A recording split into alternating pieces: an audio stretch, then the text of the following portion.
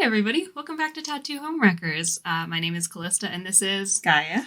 I would like to start off by saying this episode does contain a few trigger warnings.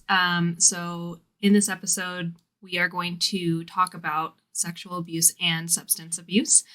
We will give you another warning right before we get into it. We're not going to start off a gate with that, but we will just let you guys know the second we do start crossing that bridge. So that way, if it's not something you want to listen to, then you can absolutely turn off the podcast.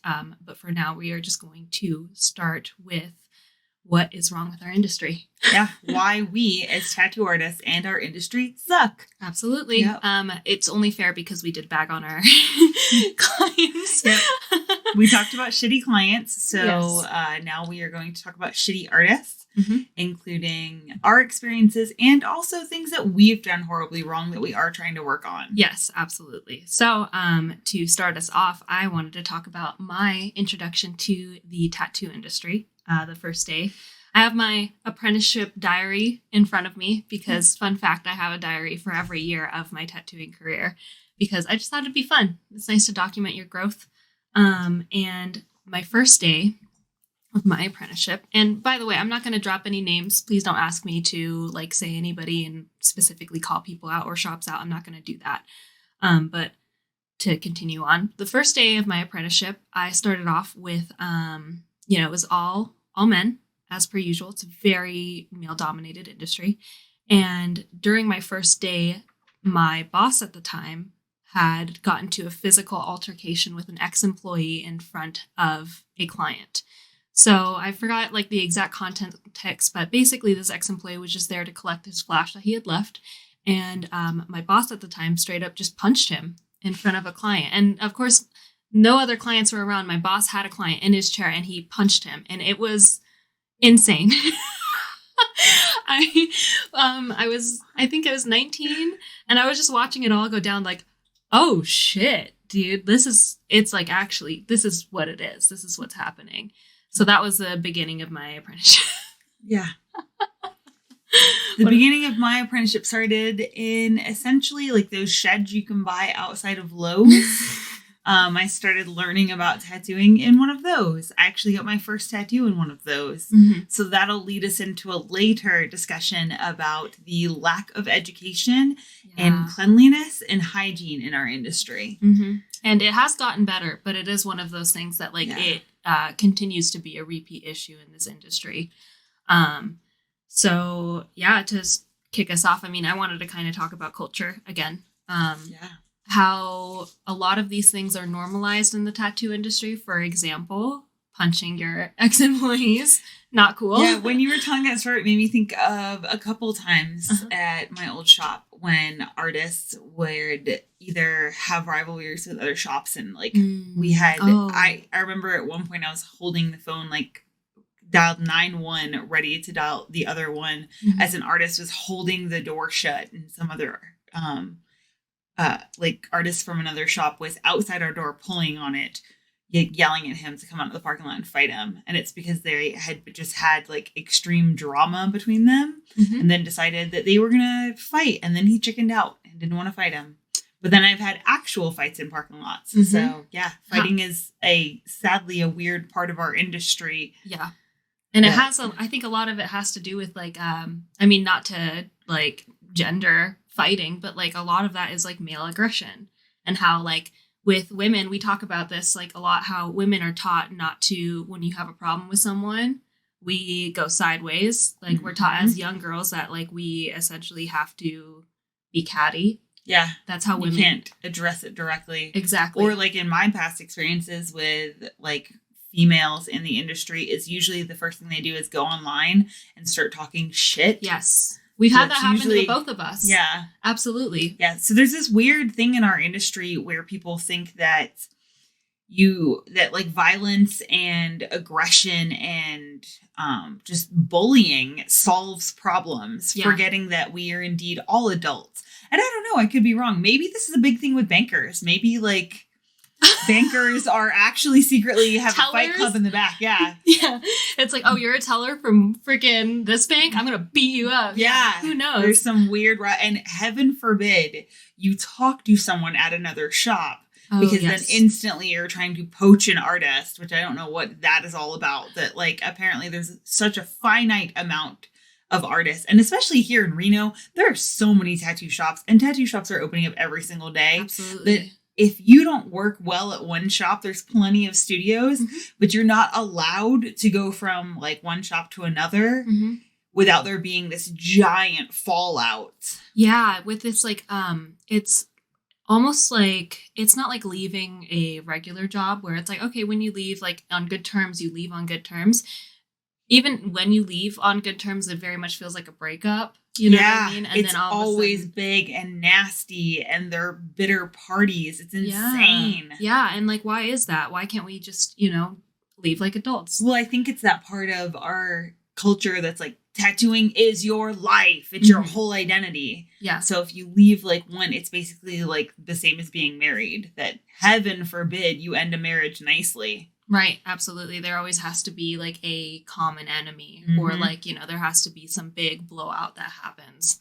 And like we've left shops before together where it was like kind of an unsafe environment. Absolutely. Where the first shop that like I left, like Gaia was like, no, like don't, like just drop off your key with me. Like don't come in here because everything that he's going to say to you is going to like, harm you and like harm your mental health, and like it's just not a safe like place to just be like, hey, this didn't work out. It was very much like a no, don't come into the shop because like it's gonna be a fucking thing. And so like how disheartening that is, because I feel like the tattoo industry has made solid strides in proving that like we are professionals. This is a professional industry. We are trying to like constantly raise the bar of tattooing and get people to understand that like this isn't just something that you come in and like get. It is like a like sacred experience, and like it's something that like professionals do. And so these are the things that like kind of, ruin that reputation and ruin like the strides that we're trying to make. Well, I think there's this like on the surface, you have half the industry trying to make it more professional. And then the other half of the industry, this like underbelly of the industry, just wants to keep it as this like wild west of tattooing that like there are no regulations and I can do whatever I want. Nobody can fucking tell me anything. And there's that like underlying side of it that's just gross and ugly. Yeah. And they do not want to grow into a professional industry in that sense. Absolutely. There is a lot of like push and pull against like, again, like being seen as like a fine art professional industry and that pirate life that like attracts a lot of like people into this industry is the idea that like this is the pirate's life and you can do whatever you want. You show up to work wearing whatever you want. You show up to work treating clients however you want, which is not the case that we're trying to do. Which brings me on to like one of my notes, and it's the like idea that this job doesn't require a certain base level of customer service. Well, I think people forget that we're in basically a salesman position. And though it's not my job to sell you, like to upsell you tattoos, I'm not like a used car salesman. No offense if you are. I wouldn't want your job. Seems really hard. Hustle, dude. Make that money. But it's this idea that we are in the same place as doctors, which have to have bedside manner, and as spas, which are about creating an experience. And I think that that's that part of like the pirate life where they're like, fuck it, this is my thing. I don't give a shit. Yeah. And I get it. Some people don't want to provide like a spa experience, or like even like when you said spa, I was thinking like people seek us out for like therapy even, for that connection. Absolutely.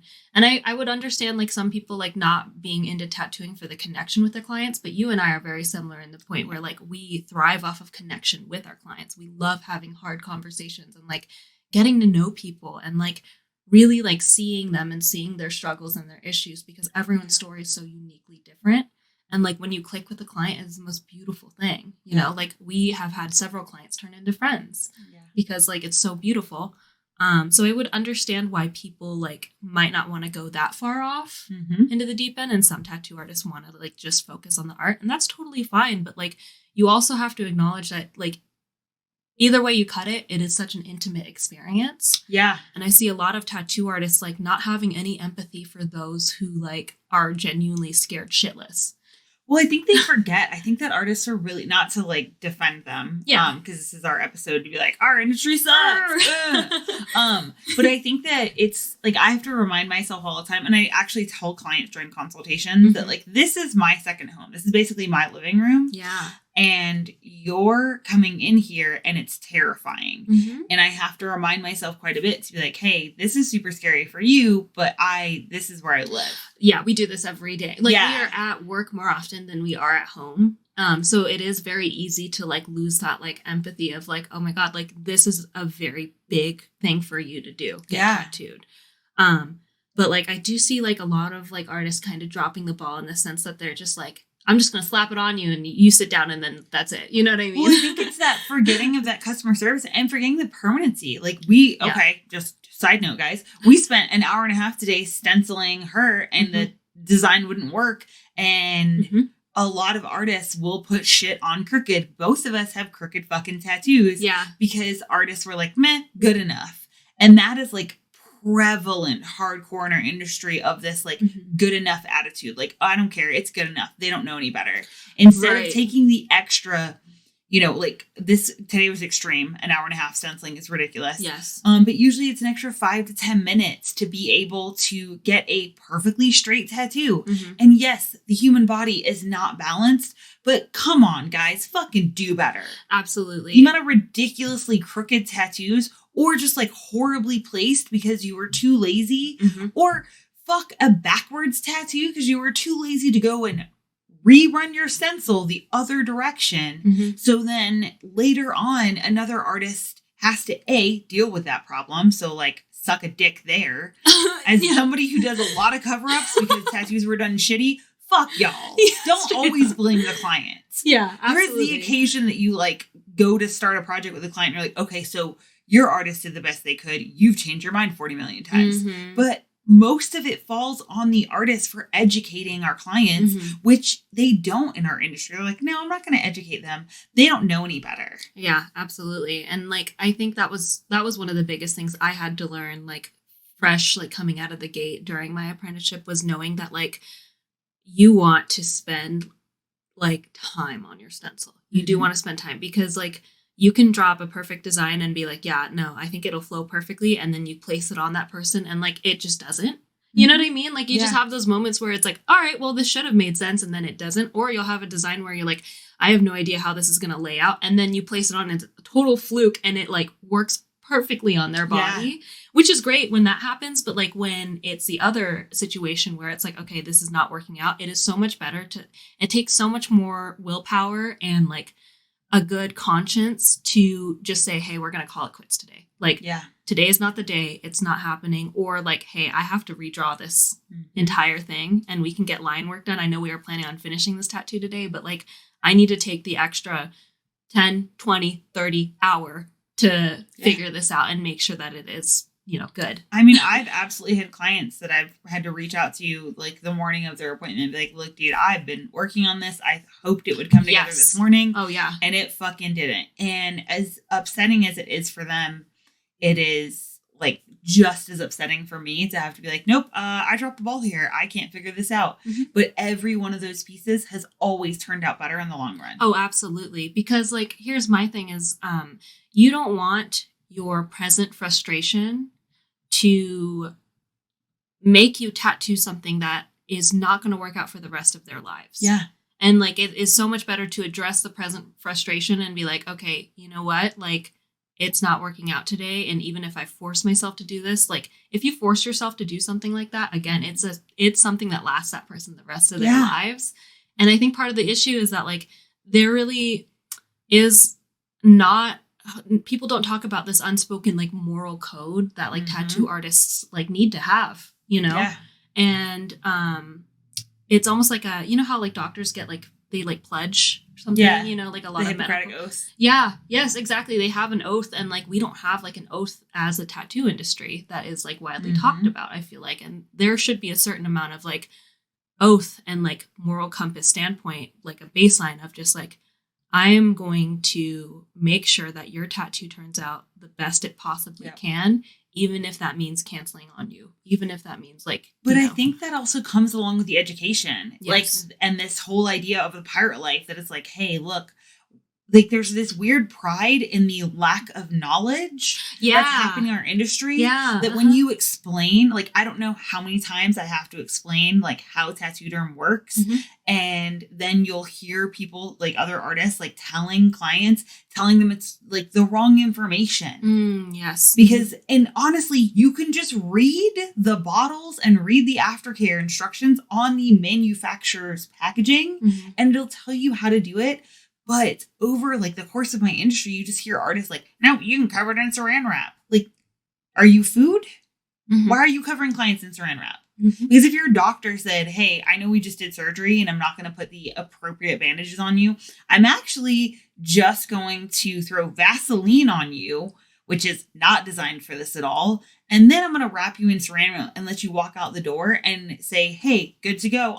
My conscience is clear because I do not give a flying fuck about continuing education. Absolutely. And like there is like you said, this weird pride in not having education. Yeah. Because like you and I, we went to like conventions where like all they talk about is like, you know, aftercare, how we're constantly updating the system, how like green soap is not something that should be used anymore. No. We've taken seminars on like these people being like, oh my God, you guys are still using that on your clients. You need to stop immediately. Like it's not meant for, you know, for the stuff that we do. And I kind of see like, I don't know, there is this like subgenre of like tattoo artists who are like really concerned in, like you said, kind of preserving the pirate life. And okay, cool, like you want to use a coil machine, but like you should still be updating your personal like, you know, info of like, how do I take care of my clients? Because either way, it's a very invasive procedure. You know, we do damage to people's bodies.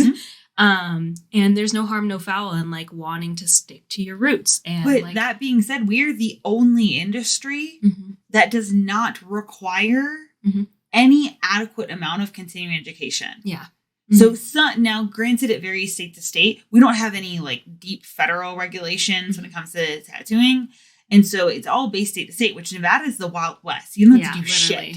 And it infuriates me because as an industry, as a whole, we should want to change that and say, hey, we can either fuck this up and let the government come in and regulate us, or we can do what the piercing industry did and what the medical industry did, where they said, hey, we're going to create our own organizations to educate and require something better. But the reason why is it's not just that there's just this little underbelly of like a pocket of artists that don't want to do this. It's a large amount of them. Otherwise, we would essentially outvote them. But there's a small amount of artists and like shop owners that want to do really well and create a better environment. But the issue is that you're creating a better environment in this cesspool. Yeah, absolutely. And like, I guess that's, the biggest gripe is the fact that like there is so much resistance towards, again, furthering education and like understanding where everything comes from. Because like the moment a tattoo artist hears federal regulation, they start shaking in their boots. And it's one of those things where it's like, no, like I think you explained to me, like, I forgot who I heard this from. It might have been you, but like someone said like, hey, we deal with more blood than like a dental hygienist does. And so that is huge because dental hygienists go to years and years of school to do what they need to do. But like in Nevada, it is the Wild West. Anyone can tattoo. And so there is a lot of room for like damage. There's a lot of room for like ruining the, again, like us trying to progress as an industry and get to the next level of being taken seriously. And then just like generalize, like, it's dangerous for people to continue to tattoo without any knowledge of what they're doing because they could get sick. The actual artist can get sick. Your client can get sick. You can like honestly like lose a limb if it goes wrong. Absolutely. You know what I mean? Yeah. And that's terrifying. And so why is there that resistance? Well, I think that goes back to this, like we've discussed this before, is this tattooing is your whole identity. Yes. So it's essentially like a very large, very poorly organized cult that you are not allowed to question it. So it's that same thing that when you say, hey, I want to be a tattoo artist, and they say, this is your whole life. This is it. This is the only identity you're allowed to have. And in that being your whole identity, you are not allowed to question anything about it. You're not allowed to question like, hey, why are we doing this way? Why are we doing that? This doesn't make sense. This doesn't seem safe. Why are you coming to work? Blazed out of your fucking mind, and you're not allowed to question, because this becomes, just like with a cult, your whole identity. Absolutely. I want to touch more on identity thing, because that's a big part of the tattoo industry culture that I don't agree with. And it is the fact that, like you perfectly said, you were only, when you were brought into this industry, and I actually was told this when I first started out my apprenticeship too, was tattoo's your life. Tattoo is going to be your life. It's going to be the only thing that matters. And so if you're not about like making tattooing the only thing, then you need to get the fuck out of this industry. And I don't agree with that. But once again, apply that to any other job. Yeah. Like it's fucking Joe over at Wells Fargo. Like, okay, you're going to be a teller. This is it. This is your whole life. Banking you're not life allowed anything else. Yep. Like it has that same creepy vibe as like Wolf of Wall Street, where it's like, this is it. This is your whole identity. This is all you're allowed to do. You will eat, sleep, breathe this. You will work 20 million hours a day, and you will never, like you've discussed this before, like hustle culture, like you can never work enough. Exactly. Like your whole, basically, a big part of the industry is basing your worth as an artist by how hard you work. And if you're not, God forbid, if you have hobbies outside of tattooing, if you take time off of work, you are criticized for that. You are unless it directly helps tattooing. So exactly. If your hobby is painting, if it is traveling, because that is deemed an artist thing, that's totally okay. But if it's physical fitness, God forbid. Yeah. If it's playing an instrument, anything that doesn't further your art, it is not okay. It is incredibly criticized. And like, we've talked about this too. Like I have had artists look at me and be like, I talk about like, doing fitness and like, I'm really excited. Like I love working out. I would make like a quip or something about like, oh gosh, like I still have to work out today. And I say that, but like working out is important to me. It's good for my mental health. It keeps me balanced up in my brain. And so I've had an artist look at me and be like, maybe you should find another outlet. And I'm like, fucking why? Like, again, if you're so concerned about like me bettering myself outside of tattooing, that's really sad on you. That's incredibly sad because, again, I'm trying to keep my brain healthy. I'm trying to keep my body healthy. I'm proud of like what the muscle that I've built. And I love doing CrossFit with you, and I love Olympic weightlifting, and like it is genuinely fun. It has nothing to do with tattooing. It has nothing to do with art. And people get upset about it. Yeah. They get upset. Well, like, clients get it. Clients are like, oh no, you obviously need something outside of tattooing, but artists do not. They're like, no, your one identity is that you are an artist, and that is all I will allow you to be. Absolutely. And like there's this weird like jealousy that happens of like, oh, so you're doing other things other than tattooing. And like, again, God forbid you have a personality outside of tattooing, because it even comes down to social media, how you present yourself on social media. God forbid you post anything personal. Sorry, I'm like trying not to clap my hands. I'm slicing. God forbid you post anything that has anything to do other than tattooing. If it's not a tattoo, if it's your face, or if it's you hanging out with friends, or if it's like you being vulnerable and posting about like why shit sucks in life right now, tattoo artists get fucking weird about it. Yeah. Well, like I've been to conventions, and that's usually where it's the worst, because that's when you meet the most amount of artists. Otherwise, I don't interact with artists very much. Besides like the people I work with. And even then she's the only tattoo artist that I hang out with. I don't think I actually outside of work. I don't think I know like any other tattoo artist. I'm like, oh yeah, we're friends. But I've gone to conventions and you give your Instagram, because that's for some reason the most professional thing to do. And they'll get pissed off because they're like, so you just have like regular pictures? Do you not just have your portfolio?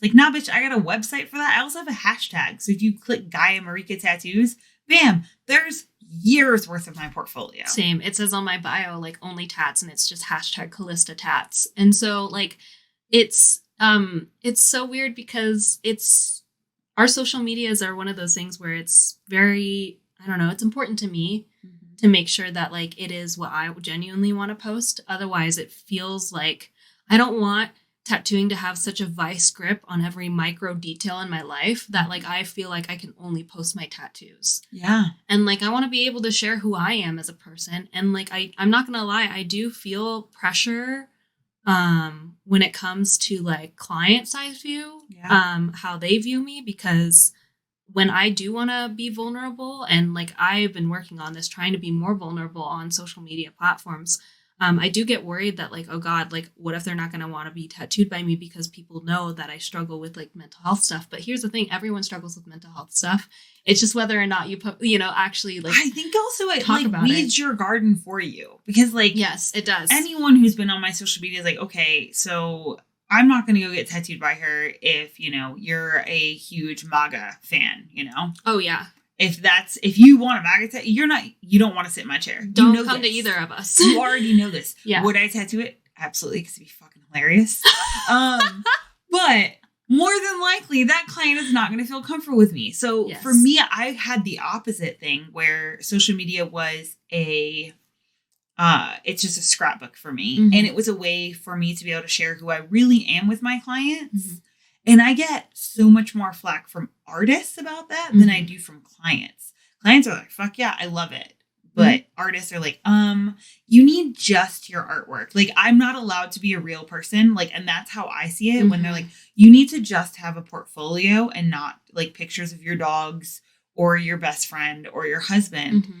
And it's like, so what? The rest of my life doesn't exist? Yeah, it's not valid. My humanity does not, I don't exist outside of tattooing. And I think like we're lucky because we're in a shop where like that's promoted. Yes, absolutely. Where like my manager has been like, dude, don't have a only tattoos account. Like, why does it fucking matter? Let clients get to know you. Uh-huh. So like, we're in a place where our studio is like a safe haven for artists to be artists, which means being people. Yes. And like, we are also in a great shop that we are protected for the fact that if it's like, hey, I'm starting to feel like I'm like on the verge of burning out, that we have a crew behind us that's like, okay, you need to slow down. I love you that. need to take time off. You need to like prioritize that and prioritizing like the love of tattooing and the longevity over this like ridiculously stupid culture-wide hustle culture. Yeah. Which almost like burnt me the fuck out when I first started. And like my first year anniversary of like tattooing, I actually had a appointment with my therapist, and like I posted about this on Instagram, but I talked about how I was just so fucking burnt out. And he put it perfectly. And like what you said, he was just like, in order to protect your love for tattooing, you do need to set those boundaries of like knowing that you are not made to work like 6-day work weeks. You are made to enjoy your time outside of, tattooing and make time for rest. And it's uncomfortable. It's incredibly uncomfortable. But I'm feeling like, very called out, guys. It's okay. It's something we're working on. And it will give you that longevity that you want in this career. But you do need to set those boundaries of like, no, I'm not meant to do this. I'm not meant to just make my personality about tattooing and like only tattoo.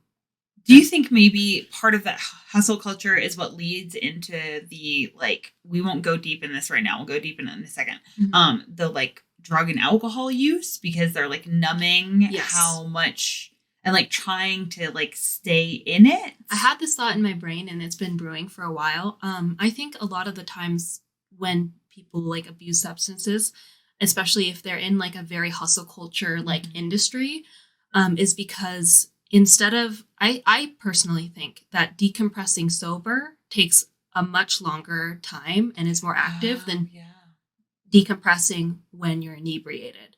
Because when you're inebriated, it's almost like a fast track to decompression, where it's like, okay, great, I'm taking this like fast track to just like, I am not sober, but like I'm at least like, instead of being at 100, a couple drinks in, like, and like what 15 minutes takes you down back to like 20, where it's like, great, I'm like finally relaxed. You know what I mean? That makes sense. Yeah. Yeah. So I think they're very, very linked. Yeah.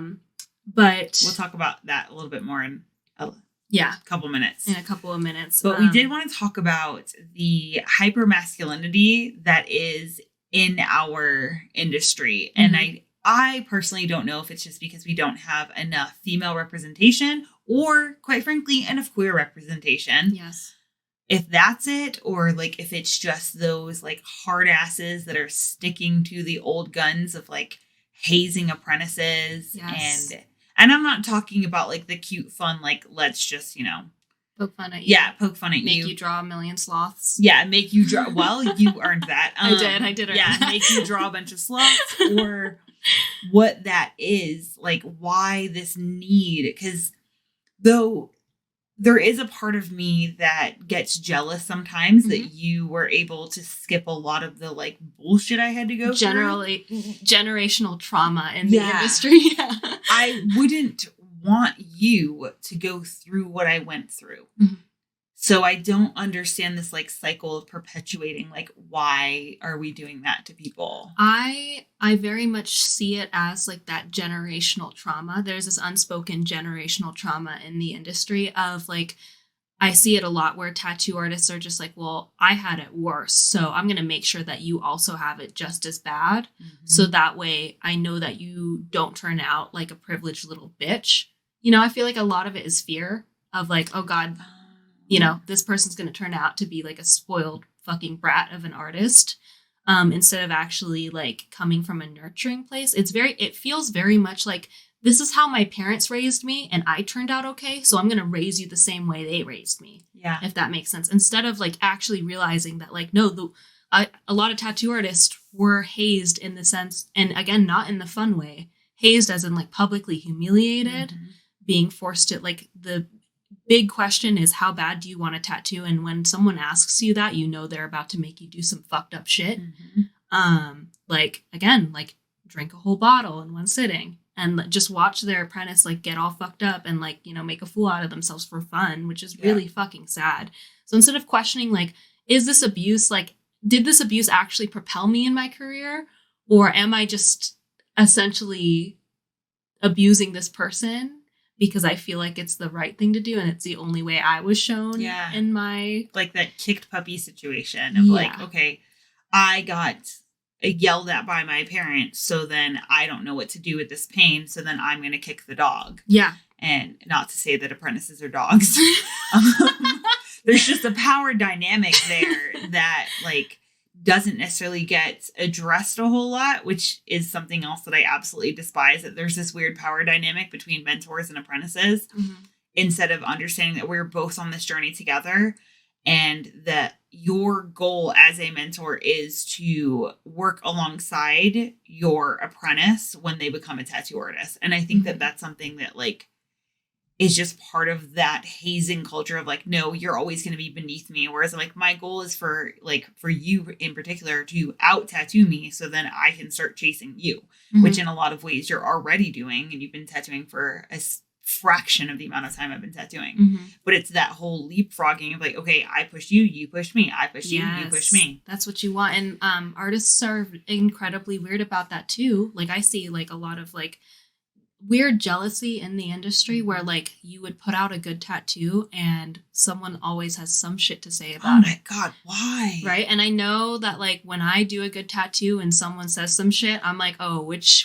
tattoo did I do that like upset you that bad? And like this weird like fragility of like, it's almost like, oh, well, if they do a good tattoo, I need to put them down because like that is threatening me. When it's not threatening, it should inspire you to be better. It's that leapfrogging. You want that leapfrog effect of like, there's a fire under my ass and it inspires you to get a fire under your ass to like do the best that you can do. And like, I don't know, just keep pushing yourself and pushing technique and like doing all that. And like, for some reason, there's this weird aversion to like, no, this person can't be better than me because I don't know. Well, I think it's that scarcity culture that you think that, oh yes, there's only a finite amount of work, which if you think about it, it's ridiculous because there's new skin born every single fucking day. Yeah. So every single day we have more people turning 18. Hopefully you're waiting till someone turns 18 to tattoo them. Fucking idiots. First off, if you're a parent, don't let your kid get tattooed. No. Their bodies are going to change. They're going to adjust. And also who you are when you're 16 is not the same person you are when you are 35. Yeah. And honestly, I am getting the tattoo that I got done when I was 18 removed. And the tattoo I got done when I was 18 also completely covered up. So I don't think I have many tattoos from my first couple of years of tattooing that I've actually kept. And it's been not even 20 years that I've had them. I would say 90% of the tattoos I got when I was 18, 19, I'm getting lasered off. Yeah. So yeah, it's absolutely one of those situations of like, don't do that. And like, it's funny because we do live in that scarcity culture in tattooing, which is so strange because I even having my apprenticeship journal in front of me, my ex-boss fucking tattooed someone who was a minor, not even 16, I would say like 14, 15 without parental consent. That's ridiculous. And took the money. And I'm like, dude, why? Don't. And again, I'm like there should be like some kind of moral code or oath that you should take as an artist to know that like, don't do that shit. Don't. And also it's incredibly illegal. It's like way to put yourself in danger. But yeah, the hypermasculinity, it makes the whole industry feels, I shouldn't say is, because there are new tattoo artists every day that are like-minded like us that want to make a very queer-friendly space, a very woman-friendly space. But the industry has a tendency to be incredibly unwelcoming towards queer people and women. Yeah. And it is a very male-dominated industry. Yep. And a lot of that has to do with, like, again, the unwillingness to learn outside of their own experiences of, like, oh, shit, like, again, we talked about heteronormativity. Not everyone is born straight, but everyone assumes that you are. Yeah. Well, it's that idea of a tattoo shop is designed just for an artist to be comfortable. So, like, if I want to listen to loud fucking music, I'm going to listen to loud music because, A, I don't give a fuck about customer service because I'm the only person that matters. Or, like, the artists that are just like, I'm just going to keep headphones on the entire day and never talk to my client. Yep. Mm-hmm. Or, fuck, in our case, I've worked in shops where they play cranking loud music and then the artist that cranks up the fucking music puts on headphones. Yeah, what the fuck is that? Why is that what you do at your house? You're like, I'm going to crank up the music and then I'm going to just, like, leave and let my kids, let my fucking roommates, let my spouses just deal with this loud, shitty music. And that's my thing, too, is, like, a lot of the music, it's like, read the room, dude. Like, I don't know about you. Like, here's my thing. I like dumb, stupid clubbing music. I like that shit. I also like EDM, which I know a lot of people are like, ooh, gross. But like, I love Disney. I'm not going to play that during a tattoo. Thank you. Yes, it's one of those things where like, okay, I can set my personal preferences aside to make this a more comfortable experience for everyone. Because like, I don't know about you. I know that, like, no one's going to want to get tattooed listening to, like, heavy dubstep and bass drops and, like, having it be in their fucking ear when they're already going through pain. You know, like, physical pain of getting tattooed and trying to zone out of their body so that they can do the best job that they can do sitting perfectly still for me, and I can do the best job that I can do. Like, set aside your personal preferences and just read the room, dude. Yep. Like, know that, like, it's really not that important to listen to clubbing music. No, like, but why is it so loud? I don't know. Like 90% of tattoo shops, you walk in and you're like, it's blasting. It's blasting. What's going on? And it's to not. Are you all deaf? Like, what the fuck is happening? It's to not have a conversation with their clients too. I feel like a lot of it is, and like, you know how easy it is to just have that, because we are pretty good about being like, hey, for line work, I'm going to be completely silent. This piece requires a lot of my focus. If you want to talk during shading, great. But like for this particular piece, I am going to ask that we are both completely like silent for this. And a lot of the times people are so chill about that. Yeah. It's very rare where I have someone be like, oh, well, I like to talk. And me being like, it's not for you. It's for me. You know, it's for me to do a good job on you. Absolutely. Like I'm going to have to, I'm sorry. Like, it's just how it is supposed to be. And so having that communication with your client instead of just being like passive aggressive. And oh like, my God, that's what like, it is. You're just being passive aggressive, being like, I'm going to turn the music up because I don't want to talk down. Because I don't want to have a 5-second uncomfortable conversation of like, I'm going to have to ask that like we are completely silent during this portion of your tattoo. You know? Yeah, or just being honest and being like, hey, I'm not a big talker, so please feel free to bring headphones because I'm not going to talk to you. Oh, and I say that during our consultations too. Yeah. It's really easy to just communicate with someone like, hey, you're more than welcome to bring headphones. Love it when people bring headphones. We also have headphones at the shop that are, disinfected between each client. Just to add that in there because we get really grossed out when someone's trying to hand you a headphone and I'm like, that's been in your body. That's disgusting. That's like you being like, here's a used tampon. Please use it. I'm not putting that in my body. I'm good. Yeah. So we have to always state that like the headphones that we have at the studio are disinfected between every person because we're not gross. Because we're not gross. Absolutely. Yep. Yeah, I'm not a big fan of that either. Loud music. I also put down, what you look like. Oh, yeah. I don't know why. In our industry, it is a big thing. Like other tattoo artists give tattoo artists a lot of shit for not having that many tattoos. She's talking about me, y'all. I'm talking that. I deal with that shit all the time. So often. It's also why I hate conventions, not only because they're disgustingly gross. And if you don't think they are, bless your heart. We are ruining that image for you because they are gross. They're disgusting. If you think about like field hospitals, turn of the century field hospitals, and you're like, those are the cleanest thing. That's basically a tattoo convention. Yep. They're super gross. That being said, in the future, I want to organize a tattoo convention, and it's probably going to drive me crazy because I'm going to try to do it the cleanest way you can possibly do it. Absolutely. But that is on my like tattoo artist bucket list. But basically, if you are not sleeved out in this industry, you get zero respect. It's as simple as that. It's that like I have people asking me, clients do it some, which I think is pretty offensive because it's like if I'm not heavily covered to their standards, then I'm not capable of doing it. But artists are much worse. Oh, incredibly. So we went to a convention and this artist was like promoting some kind of product. And so he picked a volunteer from the crowd and it happened to be you.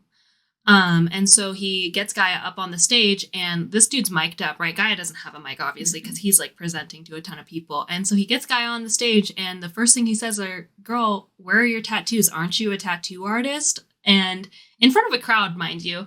And it was kind of funny because your back was facing the crowd. And so he obviously didn't see this giant, massive fucking back piece that you had. But it was also just incredibly like, dude, what was the point of that? What was the point of you saying that to her in front of like a big crowd of people? Because heaven forbid you not be heavily tattooed. It's why when I go to conventions, I often get mistaken for a piercer. But now I'm like, well, whatever. And it's funny because it's like one of those things where, again, to compare it to dentists and doctors, you would never go to your dentist and be like, you didn't do your own root canal or you haven't had like a filling. Well, I can't trust you to do your job then, even though that person has done more fillings than you could ever experience in your life. You know what I mean? Like, make it make sense where like, I don't understand the whole, again, a lot of tattoo artists or like heavily tattooed people are like, like we're trying to break the stereotype of like, tattoos in the workplace, like have become more lax and like, we're trying to make people know that like it has nothing to do with how professional you are being heavily covered. So then why are we judging people who aren't heavily covered? Like I get so much more judgment for not being heavily covered than I ever do for having tattoos.